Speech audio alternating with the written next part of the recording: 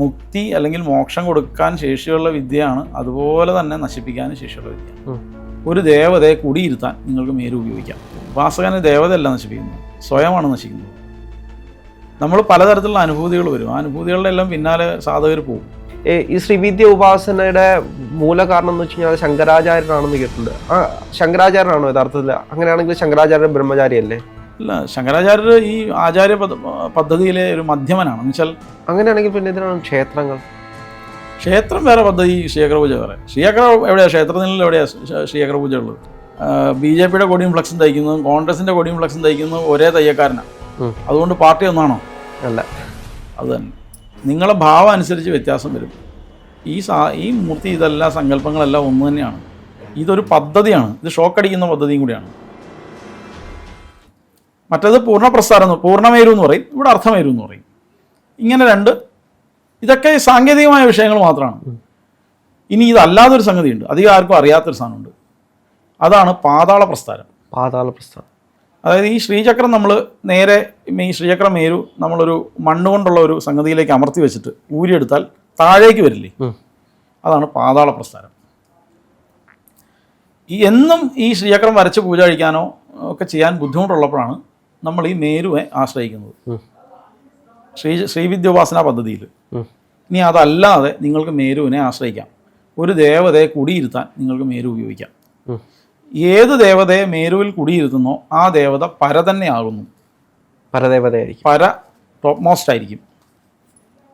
ഇപ്പം ഭദ്രകാളിയാണ് ഇരിക്കുന്നതെങ്കിൽ അതിന് മുകളിൽ ഒരു ഭദ്രകാളി ഇല്ല.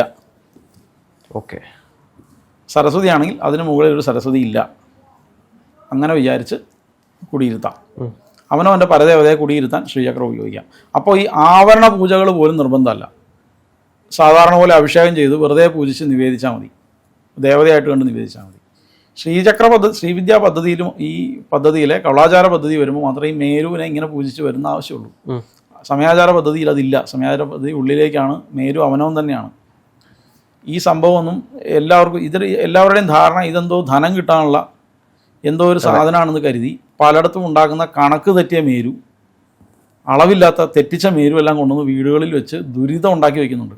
കാരണം ഞാൻ പറയാം, ഇത് ആ പ്രപഞ്ചത്തിൻ്റെ സ്ഥൂല, അതായത് ഭൗതികമായിട്ടുള്ള രൂപത്തിൻ്റെ ജാമിതീയമായ ഒരു റെപ്ലിക്കയാണ്, അല്ലെങ്കിൽ ഒരു ജാമിതീയമായ ഒരു രൂപകൽപ്പനയാണ്. അതിന് കണക്കുണ്ട്. കണക്കില്ലാതെ വന്നാൽ ആ ദേവത അതിൽ സ്വയമേ ഒരു ചൈതന്യം ഉണ്ടാവും. ആ ചൈതന്യത്തിനും ലോപം ഉണ്ടാവും.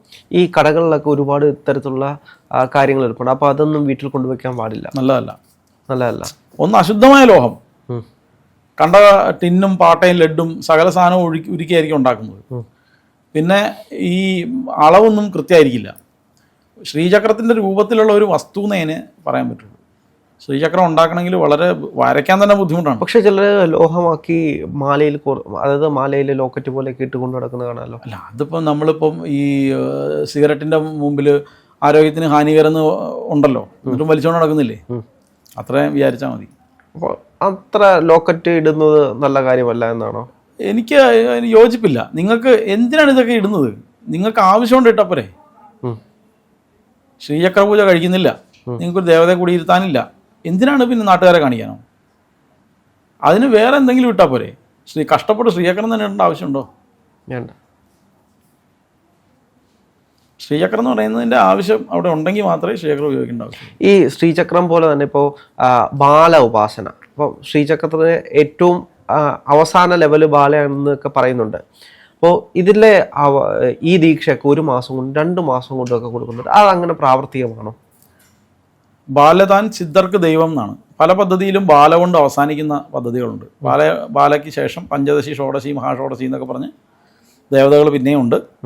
മഹാഷോഡശിയിലാണ് തീരുക, പൂർണ്ണദീക്ഷയോടുകൂടി തീരുക. എന്നുവെച്ചാൽ ഇനി അപ്പുറത്തേക്കൊന്നും കൊടുക്കാനില്ല. ഇത് ഞാൻ പറഞ്ഞല്ലോ, ഇത് ഒരു ജന്മത്തിൻ്റെ ഒരു കളിയല്ലത്. പൂർവ്വജന്മത്തിൽ നിങ്ങൾക്ക് ഇതേ അനുഷ്ഠാനം ചെയ്തിട്ടുണ്ടെങ്കിൽ മാത്രമേ നിങ്ങൾ ഈ പദ്ധതിയിൽ വരുള്ളൂ. അങ്ങനെയാണെങ്കിൽ നിങ്ങൾ ആ പരമ്പരയിലേക്ക് ഏതെങ്കിലും ഒരു വഴിയിലൂടെ കണക്റ്റായിട്ട് ഗുരു, ആ ഉപദേശിക്കുന്ന ഗുരു തന്നെയാണെങ്കിൽ അദ്ദേഹത്തിന് ഇദ്ദേഹത്തിൻ്റെ പൂർവ്വജന്മത്തിനെ പറ്റി ധാരണ വരും. മന്ത്രോപദേശം ചെയ്യുന്ന സമയത്ത് കഴിഞ്ഞ പ്രാവശ്യം സുബ്രഹ്മണ്യൻ വരെ കഴിഞ്ഞ ആളാണ്, അല്ലെങ്കിൽ നവാക്ഷരി വരെ കഴിഞ്ഞ ആളാണെന്ന് മനസ്സിലാവും. അതെങ്ങനെയാണ്? അതായത് അതിനാണ് പരമ്പര. നമ്മളുടെ ഉള്ളിലെ നമ്മുടെ ബോധമണ്ഡലത്തെ ഉത്തേജിപ്പിക്കുന്നതും നമുക്ക് അവിടുന്ന് എന്താ അതിന് പറയാം, നമുക്ക് സിഗ്നലുകൾ തരുന്നതെല്ലാം പരമ്പരയാണ്. ആ പരമ്പര നമുക്ക് തന്നോളും. അത് കൊടുക്കേണ്ടതല്ലെങ്കിലും പറയും, കൊടുക്കേണ്ടതാണെങ്കിലും പറയും. സാമ്പാറിൽ കിടക്കുന്ന തവിയുടെ പണിയേ എനിക്കുള്ളൂ, അല്ലെങ്കിൽ നമുക്കുള്ളൂ. തവിക്ക് സാമ്പാറിൻ്റെ ഓണർഷിപ്പ് ഇല്ല. ഉണ്ടോ? ഇല്ല. പക്ഷെ തവി കൂടെ ഇത് വരത്തുള്ളൂ. തവി അതുകൊണ്ട് അഹങ്കരിക്കൊന്നും വേണ്ട, ഇതെൻ്റെ സാമ്പാറാണ്. ആണോ? അല്ല. ആരോ ഉണ്ടാക്കിയ സാമ്പാർ ഏതോ പാത്രത്തിൽ വെച്ചിരിക്കുകയാണ്. അത് കോരി കൊടുക്കുന്ന തവിയാണ് ഗുരു. ഞാൻ പറഞ്ഞ മനസ്സിലാവുന്നു. അപ്പം അതുകൊണ്ട് ഈ സാമ്പാറിനകത്ത് കഷ്ണം ഉണ്ടോയെന്നോ വെണ്ടയ്ക്ക അവന് കിട്ടുമോ ഇല്ലയോന്നോ ഒന്നും തവി തീരുമാനിക്കേണ്ട ആവശ്യമില്ല, അത് കൊടുക്കുന്നവൻ തീരുമാനിച്ചോളൂ. അപ്പം അതുകൊണ്ട് നമുക്ക് വരേണ്ട സാധനം പറഞ്ഞു കൊടുക്കേണ്ടത് നമ്മുടെ ഉള്ളിൽ വരും. അങ്ങനത്തെ രസകരമായ അനുഭവങ്ങൾ എനിക്കുണ്ടായിട്ടുണ്ട്. രസകരമായ അനുഭവം എന്ന് വെച്ചാൽ, ഒരാൾ വന്നു, മന്ത്രദീക്ഷ വേണം. അപ്പം ഞാനിങ്ങനെ ബ്ലാങ്കായിപ്പോയി, ഒന്നും പറയാൻ പറ്റുന്നില്ല. അപ്പം ഞാൻ അദ്ദേഹത്തോട് പറഞ്ഞു ഇങ്ങനെ. അപ്പോൾ എനിക്കൊരു തോന്നൽ വന്നു. ഞാൻ അടുത്തുള്ള വിഷ്ണു ക്ഷേത്രത്തിൽ പോയിട്ടൊരു 41 ദിവസം കുളിച്ച് തൊഴുത് വിഷ്ണു സഹസ്രനാമം ജപിക്കുക. അത് വെറുതെ ജപിക്കണ്ട, അവിടുത്തെ നിങ്ങളെ മേശാന്തി ഉണ്ട്. അപ്പോൾ ആ പേരൊക്കെ വായിൽ വരുന്നുണ്ട്. പേര് പറഞ്ഞു. ശരിയാണ്, ഞങ്ങളുടെ തിരുമേനിയുടെ പേരാണെന്ന് പറഞ്ഞു. അറിയോ അദ്ദേഹത്തെ? എവിടെ, നമുക്ക് കിട്ടുന്ന കാര്യം പറയാമെന്നുള്ളേ ഉള്ളൂ. അപ്പോൾ അത് അദ്ദേഹത്തിൻ്റെ കയ്യിൽ നിന്ന് വാങ്ങി, പുസ്തകം വാങ്ങി ജപിച്ചു. എല്ലാം ശരിയാവും എന്ന് പറഞ്ഞു വിട്ടു. അപ്പോഴാണ് പറയുന്നത്, അവിടെ ചെന്നപ്പോഴാണ് പറയുന്നത്, ഞാൻ മേശാന്തി പറഞ്ഞു അത്രേ, ഞാൻ തന്നോട് ഇത് പറയാൻ വേണ്ടി ഇരിക്കുകയായിരുന്നു. വിഷ്ണു സഹസ്രനാമം ജപിച്ചാൽ മതി, തന്നെ വേറെ ജപിക്കണം. കുറച്ചാൾ വിഷ്ണു സഹസ്രനാമമൊക്കെ ജപിച്ചപ്പോൾ അദ്ദേഹത്തിനൊരു വഴി തെളിഞ്ഞു, ഒരു ജോലി എബ്രോഡിലേക്ക് വന്നു. അപ്പോൾ ഞാൻ പറഞ്ഞു, ജപമൊന്നും പറഞ്ഞിട്ടില്ല, പൊയ്ക്കോളുക, ജോലി ചെയ്യുക, കുറേ കഴിയട്ടെ. അപ്പോൾ സമയമായില്ല. അപ്പോൾ ഇതിന് കൃത്യമായിട്ട് സമയവും കാലവും ഒക്കെ ഉണ്ടോ യഥാർത്ഥത്തിൽ? ഒരാൾ ഉപാസനയിലേക്ക് കടന്നു വരാൻ ഇതിൻ്റെതായിട്ടുള്ള സമയം? നാമം ജപിക്കാനും ഈശ്വരാരാധന ചെയ്യാനൊന്നും ഒരു സമയവും കാലവും നേരവും നോക്കേണ്ട ആവശ്യമില്ല. പക്ഷേ ഇതുപോലൊരു താന്ത്രിക പദ്ധതിയിലേക്ക് വന്നെങ്കിൽ അതിന് കൃത്യമായ നിർദ്ദേശം മുകളിൽ നിന്ന് വന്നാൽ മാത്രമേ അയാൾ വരുള്ളൂ. ഇത് ആലോചിച്ച് നോക്കുക. നമ്മൾ ഇത് മുക്തി അല്ലെങ്കിൽ മോക്ഷം കൊടുക്കാൻ ശേഷിയുള്ള വിദ്യയാണ്, അതുപോലെ തന്നെ നശിപ്പിക്കാനും ശേഷിയുള്ള വിദ്യയാണ്. ഇത് തൊട്ടിട്ട് നശിച്ചാൽ അതുപോലെ നശിക്കുന്ന വേറൊന്നും ഉണ്ടാവില്ല. ഇതുകൊണ്ട് പൊലിച്ചാൽ അതുപോലെ പൊലിക്കുന്നതും ഉണ്ടാവില്ല. രണ്ടിനും പറ്റുന്ന ഒരു സംഗതിയാണിത്. കാരണം ഇതിലെ ദേവതകൾ, അതുപോലെ ശക്തമായിട്ടുള്ള ദേവതകളുടെ സാന്നിധ്യം, സാധകൻ്റെ ഗുരുപരമ്പരകൾ, കൃത്യമായിട്ടുള്ള നിർദ്ദേശം. ഒരു ഉപാസകനെ എങ്ങനെയാണ് ഒരു ദേവത നശിപ്പിക്കുന്നത് എന്നൊരു ചോദ്യം അവിടെ ബാക്കിയല്ലേ? ഉപാസകനെ ദേവതയല്ല നശിപ്പിക്കുന്നത്, സ്വയമാണ് നശിക്കുന്നത്. നമ്മൾ പലതരത്തിലുള്ള അനുഭൂതികൾ വരും. ആ അനുഭൂതികളുടെ എല്ലാം പിന്നാലെ സാധകർ പോകുമ്പോൾ അതിനനുസരിച്ചിട്ടുള്ള കർമ്മഫലങ്ങൾ അവരെ ബാധിക്കും. അങ്ങനെയാണ്, സ്വയമാണ് നശിച്ചു പോകുന്നത്. ഈ ശക്തികൾ കിട്ടുമ്പോഴാണോ ഇത്തരത്തിൽ? അങ്ങനെ വരാം. അല്ലാതെ പലതരത്തിലുള്ള കാര്യങ്ങൾ കൊണ്ട് നശിക്കാം, സ്വഭാവ സവിശേഷത കൊണ്ട് നശിക്കാം. എന്തിനും ഒരു വാസനയ്ക്ക് വളക്കൂറുണ്ടാവും. എന്തിനോടാണ് വാസനയുള്ളത്, ആ വാസന വളക്കൂറായിട്ട് മാറും. ഇപ്പം പഞ്ചമകാര സാധന ചെയ്യുന്ന ആളുകൾ മദ്യം സാധനയ്ക്കല്ലാതെ ഉപയോഗിച്ചൊക്കെ തുടങ്ങും. അത് പിന്നീട് വല്ലാത്ത പ്രശ്നത്തിലേക്ക് പോകും.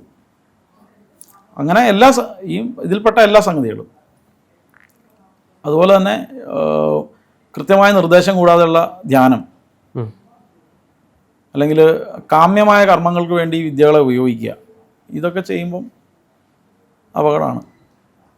അപകടത്തിൽ കലാശിക്കും. ഒരാൾ എന്തിനു വേണ്ടിയിട്ടാണ് ഈ ശ്രീചക്രപൂജ അല്ലെങ്കിൽ ശ്രീവിദ്യ ഉപാസന ചെയ്യേണ്ടത് അല്ലെങ്കിൽ പഠിക്കേണ്ടത്? ഞാൻ പറഞ്ഞല്ലോ, ഇത് അങ്ങനെ അത്യാവശ്യമൊന്നുമില്ല ഇത് പഠിച്ചിട്ട്. ഒരാളിത് പഠിച്ചിരിക്കുന്നത് എന്തിനാണെന്ന് വെച്ചാൽ അങ്ങനെ ഡ്രൈവിംഗ് പോലെ പഠിക്കേണ്ട ഒരു സംഗതിയല്ല ഇത്. ഞാൻ പറഞ്ഞില്ലേ, ഇത് നിങ്ങൾക്ക് അല്ല, ചിലർ പറയും നിങ്ങളിത് പഠിച്ചാൽ നിങ്ങൾക്ക് സർവ്വ ഐശ്വര്യങ്ങളും വരുമെന്നാണ് പലരും തെറ്റിദ്ധരിപ്പിക്കുന്നുണ്ട്. ഐശ്വര്യം ഉണ്ടാവാനായിട്ട് വീട്ടിൽ നാമം ചോദിച്ചാൽ പോരെ. എന്തിനാണ് ഈ വിദ്യയിലേക്ക് വരുന്നത്? ഇത് നിങ്ങളുടെ മുക്തിയെ ത്വരിതപ്പെടുത്തുന്ന സംഗതിയാണ്. ചിലപ്പോൾ വാസനകളെയൊക്കെ നിമിഷം കൊണ്ട് അവസാനിപ്പിച്ചു പോകും. മനസ്സിലാവുന്നുണ്ടോ? അതായത് 10 ജന്മങ്ങളിൽ അനുഭവിക്കാനുള്ളത് ചിലപ്പോൾ ഒരുമിച്ച് തന്നിട്ട് മുന്നോട്ട് കൊണ്ടുപോകും. ചിലപ്പോൾ കയ്യിലുള്ളതൊക്കെ മേടിച്ച് കളയും, ചിലപ്പോൾ പുതിയത് തരും, തന്നെടുത്ത് മാറ്റും. എന്തായാലും തരുന്നതിൽ പിന്നീട് നമുക്ക് ആസക്തി തോന്നില്ല, ഇങ്ങനെ മാറി മാറിക്കൊണ്ടിരിക്കും ഇത്. അപ്പോൾ അങ്ങനെയുള്ള ഒരു വിദ്യയാണിത്. ഇതിനെ നമ്മൾ ഈ സാധാരണ ഐശ്വര്യം കിട്ടുന്ന ഐശ്വര്യം എന്നുള്ള കുറേ ആൾക്കാരുടെ ആഗ്രഹം എന്ന് പറയുന്നത് വലിയ വീടൊക്കെ വെച്ച് കാറൊക്കെ ആയിട്ട് ലക്ഷക്കണക്കിന് രൂപ സമ്പാദിച്ച് അല്ലെങ്കിൽ കോടികളുടെ സമ്പാദ്യത്തോടു കൂടി സർവ്വ ഐശ്വര്യങ്ങളോടും കൂടി വാഴണം അല്ലേ. നമ്മുടെ എല്ലാ കഥകളും അവസാനിക്കുന്നത് പോലെ അവർ ഐശ്വര്യത്തോടു കൂടി ദീർഘകാലം വാണു, അങ്ങനെയല്ലേ തീരുന്നത്. അതൊന്നും ചിലപ്പോൾ ഇതിലുണ്ടായെന്നൊന്നും വരില്ല. ഞാൻ പറഞ്ഞാൽ മനസ്സിലായോ? അതായത് ഇതിന് ബ്രഹ്മചര്യം വേണമെന്നുണ്ടോ? ബ്രഹ്മചാരി ബ്രഹ്മത്തിലേക്ക് അല്ലാത്ത ആരാളുള്ളത്? ഞാൻ ബ്രഹ്മചാരിയാണ്, ബ്രഹ്മത്തിലേക്ക് ചരിച്ചുകൊണ്ടിരിക്കുകയാണ്. അതായത് ബ്രഹ്മമാണ് എൻ്റെ ലക്ഷ്യം, ബ്രഹ്മത്തിലേക്കുള്ള യാത്രയിലാണ് ഞാൻ. ആ യാത്രയിൽ നിന്ന് ഞാൻ വിട്ടുപോകുന്നില്ല. നിങ്ങൾ ഉദ്ദേശിക്കുന്ന തരത്തിലുള്ള ബ്രഹ്മചര്യം എന്ന് പറയുന്നത് വിവാഹം കഴിക്കാതെ ആയിരിക്കണം. ശരിക്കും വിവാഹിതൻ്റെ വിദ്യയാണിത്, ഗൃഹസ്ഥനുള്ള വിദ്യയാണ് ശ്രീവിദ്യ. ഗൃഹസ്ഥനല്ലാത്തവൻ ഇത് ഉപദേശിക്കരുത്. അതായത് ഇത് ശിവശക്തി സംയോഗമായിട്ടുള്ള വിദ്യയാണ്. വിവാഹിതനാണെങ്കിൽ മാത്രമേ ഉപദേശിക്കാൻ പാടുള്ളൂ, വിവാഹിതനല്ലാത്തവൻ ഉപദേശിക്കണ്ട. ഈ ശ്രീവിദ്യ ഉപാസനയുടെ മൂല കാരണം എന്ന് വെച്ച് കഴിഞ്ഞാൽ അത് ശങ്കരാചാര്യനാണെന്ന് കേട്ടിട്ടുണ്ട്. ശങ്കരാചാര്യനാണോ യഥാർത്ഥത്തിൽ? അങ്ങനെയാണെങ്കിൽ ശങ്കരാചാര്യ ബ്രഹ്മചാരിയല്ലേ? അല്ല, ശങ്കരാചാര്യർ ഈ ആചാര്യ പദ്ധതിയിലെ ഒരു മധ്യമനാണ്. എന്ന് വെച്ചാൽ ശങ്കരാചാര്യ മധ്യമാം എന്ന് പറഞ്ഞിട്ടുണ്ട്. നമ്മൾ സദാശിവ സമാരംഭാം ശങ്കരാചാര്യ മധ്യമാം അസ്മദ് ആചാര്യപര്യന്താം വന്ദേ ഗുരു പരമ്പര എന്നാണല്ലോ. അപ്പോൾ ശങ്കരാചാര്യ സ്വാമികൾ വന്നത് ഈ പദ്ധതികളെ ഏകീകരിക്കാനും പദ്ധതികൾക്കൊരു ക്രമം വരുത്താനും വേണ്ടി മാത്രമാണ് ശങ്കരാചാര്യ സ്വാമി വന്നത്. അതിനുമുമ്പ് ശിവനിൽ നിന്ന് തുടങ്ങിയ വിദ്യയാണിത്. അഗസ്ത്യർ, ദത്താത്രേയ മഹർഷി, അങ്ങനെ നാഥപരമ്പരകൾ, അങ്ങനെ പ്രചരിച്ച് വന്നിരിക്കുന്ന ഒരു വിദ്യയാണ്. അപ്പം അനേക ഗുരുക്കന്മാരുള്ള വിദ്യയാണ്, അനേക പദ്ധതിയുള്ള വിദ്യയാണ്. ഇതിപ്പോൾ എന്താ വെച്ചാൽ ഞാൻ പറഞ്ഞതിനെ തന്നെ ഖണ്ഡിക്കുന്ന ഒരുപാട് പരമ്പരകളുണ്ട്. സാധാരണഗതിയിൽ ശ്രീവിദ്യ എന്നുള്ള വാക്ക് ഉച്ചരിക്കാൻ പാടില്ല. നിങ്ങളിപ്പോൾ ചോദിച്ചതിൻ്റെ പുറത്ത് ഞാൻ ഇത്രയും പറഞ്ഞാണ്. ശ്രീവിദ്യയുടെ പേര് എവിടെ ഇരുന്ന് പറയാറില്ല, എവിടെയും ശ്രീവിദ്യയായിട്ട് ബന്ധപ്പെട്ട കാര്യങ്ങളിൽ ഡിസ്കഷൻ ഇരിക്കാറില്ല. ഡിസ്കഷൻ ഇരിക്കാൻ നല്ലതല്ല. കാരണം അവനവൻ്റെ പദ്ധതി എന്ന് പറയുന്നത് അവനവൻ്റെ മാത്രം പദ്ധതിയാണ്. വേറൊരാൾക്ക് അത് ചേരുന്നത് പോലും ആയിരിക്കണം എന്നില്ല. പരമ്പര പറയാതെ അല്ലെങ്കിൽ ഗുരുപരമ്പര എന്നുള്ള ഉപദേശം ഇല്ലാതെ വെളിയിൽ പോലും പറയാറില്ല ഒരു കാര്യങ്ങളും. അത്രയും വെളിയിൽ പറയാൻ പാടില്ല, രഹസ്യവിദ്യ ആണ്. പരസ്യമായിട്ട് റോഡിലിരുന്ന് ശ്രീചക്ര പൂജ കഴിക്കാനൊന്നും പറ്റില്ല. അപ്പോൾ പലയിടത്തും വലിയ പത്മങ്ങളൊക്കെ ഇട്ട് ശ്രീചക്ര പൂജ കഴിക്കുന്നുണ്ട്. ശ്രീചക്ര പൂജ എന്ന് പറയുന്നത് അവനവന് വേണ്ടിയിട്ടുള്ളതാണ്. നിങ്ങളും നിങ്ങളുടെ മുക്തിക്ക് വേണ്ടി കഴിക്കുന്നതാണ്. അത് നാട്ടുകാരെ കഴിച്ച് കാണിച്ചിട്ട് എന്താണ്? ദേവീപ്രീതിക്ക് കഴിക്കുന്നതാണോ? ദേവീപ്രീതിക്കാണെങ്കിൽ ഭഗവത്സേവ മതിയല്ലോ, എന്തിനാ ശ്രീചക്ര പൂജ കഴിക്കുന്നത്? അല്ല, ചില ആളുകൾ ഇപ്പോൾ നിങ്ങളുടെ കുടുംബത്തിൽ തന്നെ ദോഷമുണ്ട്, ശ്രീചക്ര പൂജ പരിഹാരം എഴുതില്ല. തലയ്ക്ക് വെളിവുള്ള ഒരു ജ്യോത്സ്യനും ശ്രീചക്ര പൂജ പരിഹാരകർമ്മങ്ങളിൽ ഉൾപ്പെടുത്തില്ല. ശ്രീചക്ര പൂജ എന്ന് പറയുന്നത് അവനവന് വേണ്ടി കഴിക്കുന്നതാണ്. നമ്മൾ മോക്ഷവിദ്യയ്ക്ക് വേണ്ടി, നമ്മളുടേതായ മുക്തിക്കും ഭുക്തിക്കും മുക്തിക്കും വേണ്ടി അവനവൻ കഴിക്കുന്നതാണ്. ഇപ്പം ഞാൻ അതെന്ന് വെച്ചാൽ ഞാൻ നിങ്ങളെ 50 പേരെ ഇരുത്തിയിട്ട് നിങ്ങളുടെ വീട്ടിലെ പട്ടിണി മാറ്റാനായിട്ട് ഞാൻ നല്ല സദ്യ ഉണ്ട് കാണിക്കുന്ന പോലെ ഇരിക്കും. നിങ്ങൾക്ക് മാറുമോ? ഇല്ല. മാറുമോ? ഇല്ല. ഞാൻ അതേ സമയത്ത് നിങ്ങളെ ഇരുത്തി വിളമ്പി തന്നാലോ? മാറില്ലേ? അത് ഭഗവത് സേവ. ഞാൻ തന്നെ ഇരുന്ന് ഉണ്ടാൽ അത് ശ്രീചക്ര പൂജ. ഇവർക്കൂടെ എല്ലാം കൊടുത്തേക്കണേ ഭഗവതി എന്ന് പറയാം. വാസ്തവത്തിൽ ഞാൻ അവനവനെ തന്നെയാണ് പൂജിക്കുന്നത്. എൻ്റെ ആവരണ ദേവതകളെയാണ് ഞാൻ പൂജിക്കുന്നത്. എൻ്റെ ദേവതകളെയാണ്, അല്ലെങ്കിൽ എന്നെ തന്നെയാണ് ഞാൻ പൂജിക്കുന്നത്. ഞാനെന്ന് പറയുന്ന തത്വത്തെയാണ് ഞാൻ പൂജിക്കുന്നത്. തത്വത്തിൽ ഞാൻ എന്നെ തന്നെയാണ് പൂജിക്കുന്നത്. അവിടെ വേറൊരാൾക്ക് എന്ത് പ്രസക്തി? നിങ്ങൾക്കൊക്കെ ഉറക്കം മാറാൻ വേണ്ടി ഞാനിവിടെ നല്ലപോലെ ഒരു ബെഡ് ഇട്ട് കിടന്ന് ഉറങ്ങുന്ന പോലെ ഇരിക്കും. അങ്ങനെയാണെങ്കിൽ പിന്നെ എന്തിനാണ് ക്ഷേത്രങ്ങൾ? ക്ഷേത്രം വേറെ പദ്ധതി, ശ്രീചക്ര പൂജ വേറെ. ശ്രീചക്ര എവിടെയാണ്? ക്ഷേത്രത്തിൽ എവിടെയാണ് ശ്രീചക്ര പൂജ ഉള്ളത്? അല്ല, കൂടുതലും അത്തരത്തിൽ പൂജ ചെയ്യുന്ന ആളുകളല്ലേ കൂടുതലും ഇത്തരത്തിലുള്ള പൂജകൾ ചെയ്യുന്നത്? ശ്രീവിദ്യ ഉപാസന ക്ഷേത്ര പദ്ധതി എന്ന് പറയുന്നത് തന്നെ ആളുകളെ സാധകരാക്കാൻ വേണ്ടിയിട്ടുള്ളതല്ലേ? അത് പദ്ധതി വേ, ഇത് പദ്ധതി റേ. സാധനം രണ്ടും രണ്ടാണ്. നമ്മൾ ഇതിനെ തമ്മിൽ കണക്ട് ചെയ്യാൻ എല്ലായിടത്തും ഒരേ ഗിണ്ടിയല്ലേ ഉപയോഗിക്കുന്നത്, അല്ലേ ഒരേ കൊടിവിളക്കല്ലേ, കഴിക്കുന്ന ആൾ എടുത്തിരിക്കുന്ന മുണ്ടൊന്നല്ലേ, ഉപയോഗിച്ച പൂവൊന്നല്ലേ എന്നൊന്നും പറഞ്ഞാലൊന്നും പദ്ധതി ഒന്നാവില്ല. ഞാൻ പറഞ്ഞ മനസ്സിലായില്ലേ? മനസ്സിലായി. സംഗതി രണ്ടും രണ്ടാണ്. ഇപ്പം ഇലക്ഷൻ സമയമല്ലേ, കമ്മ്യൂണിസ്റ്റ് പാർട്ടിയുടെ കൊടിയും ഫ്ലക്സും തയ്ക്കുന്നതും BJP യുടെ കൊടിയും ഫ്ലക്സും തയ്ക്കുന്നതും കോൺഗ്രസിൻ്റെ കൊടിയും ഫ്ലക്സും തയ്ക്കുന്നതും ഒരേ തയ്യക്കാരനാണ്. അതുകൊണ്ട് പാർട്ടി ഒന്നാണോ? അല്ല. അത് തന്നെ, അത്രയും പറയാൻ പറ്റുള്ളൂ. ശ്രീവിദ്യയായിട്ട് ബന്ധപ്പെട്ട ഒരു കാര്യങ്ങളും പുറത്ത് ഡിസ്കസ് ചെയ്യാനോ പുറത്ത് പറഞ്ഞോ തമ്മി തല്ലി ബഹളം ഉണ്ടാക്കുന്ന സ്ഥലമാണ് ശ്രീ. ഇപ്പോൾ ഇത് പറയുമ്പോൾ ഇതിൻ്റെ അടിയിൽ ഇനി നമുക്ക് കാണാം അല്ല, ഒരുപാട് ഉപാസകരുണ്ട്, ഒരുപാട് ഉപാസകർ വന്നു ചേർന്നുകൊണ്ടിരിക്കുകയാണ്. പലരും വന്നിട്ട് നിർത്തിപ്പോകുന്ന ആളുകളുണ്ട്. ഇപ്പോഴത്തെ അവസ്ഥ എങ്ങനെയാണെന്ന് വെച്ചാൽ ഒരു KSRTC ബസ് വന്നു കഴിഞ്ഞാൽ അതിനകത്തൊരു 100 പേരുണ്ടെങ്കിൽ 60 പേര് ശ്രീവിദ്യക്കാരാണ്, 20 പേര് ക്രിയായോഗികളാണ്. ബാക്കി ഡ്രൈവറും കണ്ടക്ടറും മാത്രമേ അതിനകത്ത് ഒന്നും ഇല്ലാത്ത ആൾക്കാർ കാണുള്ളൂ. ബാക്കിയുള്ള മുഴുവൻ ആൾക്കാരും ഇപ്പോൾ ഉപാസകരാണ്. കുറച്ച് വിഷ്ണുവായക്കാരും കാണും. ഒരു രക്ഷയില്ലെന്ന് പറഞ്ഞാൽ ഒരു രക്ഷയില്ല. ഇപ്പം പ്രത്യേകിച്ച് സോഷ്യൽ മീഡിയയിൽ നിന്ന് നോക്കാൻ നിർത്തിയില്ല. വിഷ്ണുവായ, കരിങ്കുട്ടി സ്വാമി, ഭദ്രകാളി ഉപാസന, കൊടുങ്കാളി സേവ, അതിന് ഇല്ലാത്ത പരിപാടിയൊന്നും ശ്രീവിദ്യക്കാരെ മുട്ടിയിട്ട് നടക്കാൻ നിർത്തിയില്ല. ഏറ്റവും കൂടുതൽ ക്രിയായോഗികളും ശ്രീവിദ്യക്കാരുമാണ്. ഇപ്പം നമുക്ക് ശ്രീവിദ്യോപാസന ഉണ്ടോ ഇല്ലോ എന്നുള്ളത് ഇപ്പോൾ പറയേണ്ടത്, ഇപ്പം നീ ചോദിച്ചതിൻ്റെ പുറത്ത് സംസാരിക്കേണ്ടി വന്ന വിഷയമാണ്. അല്ലെങ്കിൽ ഇത് പരസ്യമായിട്ട് വിൽക്കാൻ വെച്ചിട്ടില്ല, കൊടുക്കാൻ ഉദ്ദേശിക്കുന്നുമില്ല എന്നേ പറയാൻ പറ്റുള്ളൂ. ഇത് എല്ലാവർക്കും പറ്റിയ ഒരു പരിപാടിയല്ല. വേറെ എത്രയോ മന്ത്രങ്ങളുണ്ട്. ഇപ്പോൾ സുബ്രഹ്മണ്യ സേവ ചെയ്യാം, ശ്രീകൃഷ്ണനെ ഉപാസിക്കാം, ഭാഗവതം തന്നെ ഉപാസിക്കാം, ദേവി ഭാഗവതം ഉപാസിക്കാം, നവാക്ഷരി ജപിക്കാം, അല്ലെങ്കിൽ രാജരാജേശ്വരിയെ ഭജിക്കാം, ഭഗവതി സേവ കഴിക്കാം, അങ്ങനെ ഗണപതിയെ ഭജിക്കാം. ഇതെല്ലാം വിദ്യകളുണ്ട്. എല്ലാം മോക്ഷം തരാൻ പറ്റിയ വിദ്യകൾ തന്നെയാണ്. തന്ത്രമാർഗത്തിലുള്ള ശ്രീവിദ്യ തന്നെ അതിന് ഉപയോഗിക്കണം. അല്ല, മറ്റു മൂർത്തികളെ ഉപാസിക്കുന്നതും ശ്രീവിദ്യയെ ഉപാസിക്കുന്നതും തമ്മിൽ എന്താണ് വ്യത്യാസം? നിങ്ങളെ ഭാവം അനുസരിച്ച് വ്യത്യാസം വരും. ഈ മൂർത്തി ഇതെല്ലാം സങ്കല്പങ്ങളെല്ലാം ഒന്ന് തന്നെയാണ്. ഇതൊരു പദ്ധതിയാണ്. ഇത് ഷോക്കടിക്കുന്ന പദ്ധതിയും കൂടിയാണ്. ഇത്ര റിസ്ക് പിടിച്ച ഷോക്കടിക്കാൻ സാധ്യതയുള്ളൊരു വഴി ഉപയോഗിക്കേണ്ട ആളുകൾ ഉപയോഗിച്ചാൽ മതി, അല്ലേ? KSEBിയിലെ ജോലിക്കാർക്കും ലൈൻമാൻമാർക്കും അതിലെ പോകാതെ പറ്റില്ല. ഫോറസ്റ്റിൽ ജോലിയുള്ളവർക്ക് കാട്ടിൽ പോകാതെ പറ്റില്ല. നാട്ടിൽ ഓട്ടോറിക്ഷ ഓടിക്കുന്നവരും കാട്ടിക്കൂടെ പോകണമെന്ന് പറഞ്ഞാൽ നടക്കുന്ന കാര്യമാണോ? ആവശ്യമുണ്ടോ? ആവശ്യമില്ല. അത്രേ ഉള്ളൂ. ഇത് നമ്മൾ വെളിയിൽ നിന്ന് കാണുന്നവർക്ക് ഈ ഫ്യൂസ് വെച്ചേണ്ട ആവശ്യമൊന്നുമില്ലല്ലോ. പോസ്റ്റേ കയറേണ്ട കാര്യമൊന്നുമില്ല. നമുക്ക് താഴെ നിന്നാൽ മതി. ലൈൻമാൻ്റെ കൂടെ നമ്മളും കയറേണ്ട കാര്യമുണ്ടോ? വേണ്ട. ലൈൻമാന് പിന്നെ ഒരു പ്രൊട്ടക്ഷൻ ഉണ്ട്. അയാൾക്ക് നിയമപരമായിട്ട് ഫ്യൂസ് ഊരാനും കുത്താനും ഒക്കെ അധികാരമുണ്ട്, അല്ലെങ്കിൽ അയാളെ നോക്കാൻ ആൾക്കാരുണ്ട്. നമുക്ക് അതുപോലും ഇല്ല. നമ്മൾ ചെന്ന് ഊരുമ്പോഴായിരിക്കും കണക്ഷൻ കിടക്കുന്നത്. അപ്പം ഈ വഴി തന്നെ അവലംബിച്ചോളണം എന്നൊന്നും നിർബന്ധമൊന്നുമില്ല. ഒരു ഉപാസകൻ ചെയ്യേണ്ട കാര്യങ്ങൾ എന്തൊക്കെയാണ്? അതായത് ഒരാൾ ക്ഷേത്രത്തിലൊക്കെ പോകുന്ന ഒരാൾ പിന്നീട് ഇതിനെപ്പറ്റി അറിഞ്ഞ് ഒരു ഉപാസകനാകാൻ പോകുന്നു. ആ ഉപാസകനാകേണ്ട ഒരാൾ ചെയ്യേണ്ട കാര്യങ്ങൾ എന്തൊക്കെയാണ്, അല്ലെങ്കിൽ അറിഞ്ഞിരിക്കേണ്ട കാര്യങ്ങൾ? ഉപാസന എന്നുള്ള വാക്ക് തന്നെ ദേവതയുടെ അടുത്തേക്ക് ഇരിക്കുക എന്നുള്ള അർത്ഥത്തിലാണ്. ദേവത തന്നെ ആവാനാണ് നമ്മളുടെ ശ്രമം. ശിവം ഭൂത്വ ശിവം യജേൽ. നമുക്ക് പ്രാർത്ഥനയല്ല, നമ്മൾ ആ ദേവത തന്നെ ആവാനാണ് ശ്രമിക്കുന്നത്. അപ്പം അവനവൻ്റെ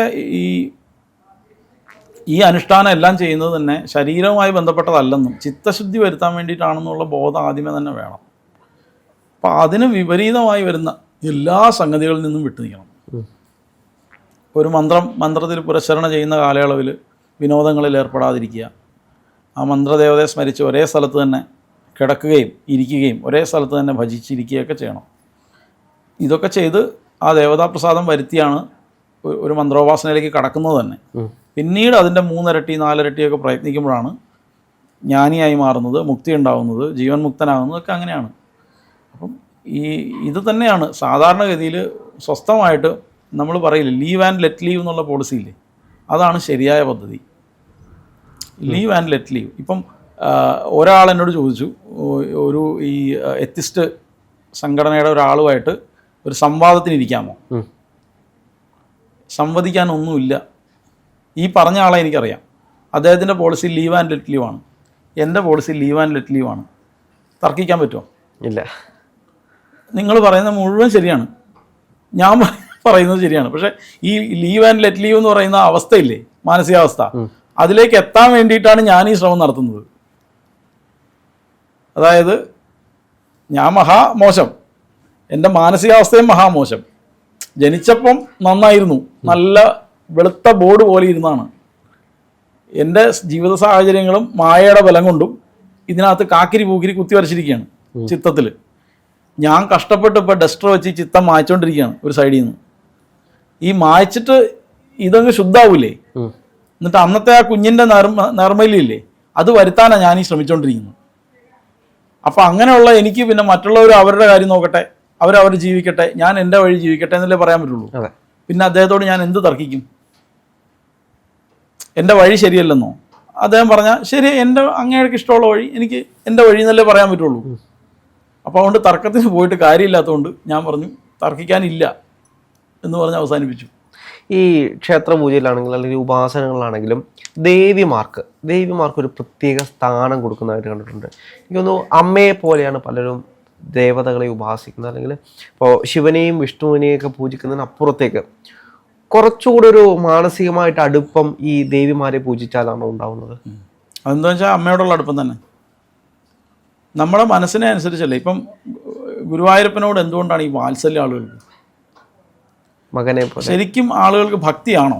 ഭക്തിയോട് കൂടിയ അല്ലെങ്കിൽ ഭക്തിയിൽ കവിഞ്ഞ വാത്സല്യമാണ്.